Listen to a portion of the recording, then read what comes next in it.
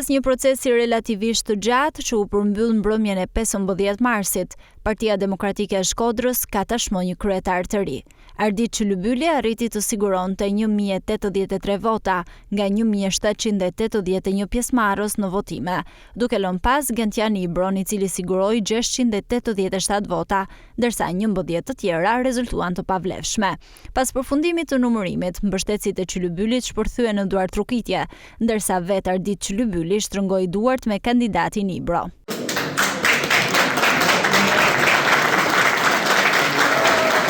Në fjalën e tij të parë si drejtuesi i Partisë Demokratike Shkodër, Çylybyli tha që nga sot të gjithë bashkë do të nisin punën për të ringritur Partinë Demokratike, duke shtrirë dorën e bashkimit për çdo banor të Shkodrës. Pikës pari falenderoj tonë anëtarë që morën pjesë në votimin e sotëm, që jellonën edhe ditës sot me një motiv më shumë për Partinë Demokratike.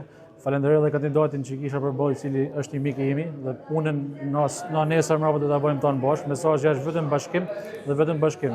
Pa nesër do vazhdojmë punën me gjithë jena gjithë bashkë. Sot këtu marrë gara. Falenderoj edhe gjithë anëtarët që morën pjesë edhe herë. Dhe do fillojmë punën një sahat më parë për organizimin e strukturave. Përveç se ishim sot ngor në jena miq dhe nga nesër mbrapa na jena bashkë në këtë varg.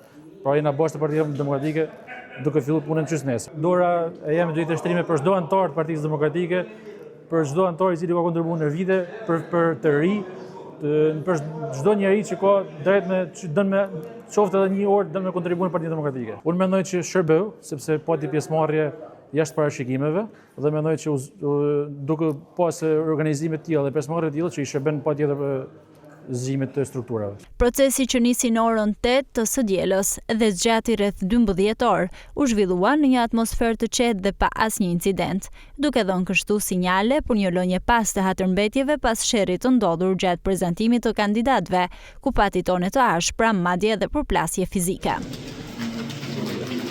I gjithë procesi u ndoq edhe nga deputetët e Shkodrës dhe numri 2 i Partisë Demokratike, një herazi edhe drejtuesi politik i Partisë Demokratike në Shkodër, Luciano Boçi. Ardit Çylybyli pason në këtë detyrë Eliona Shkrelin.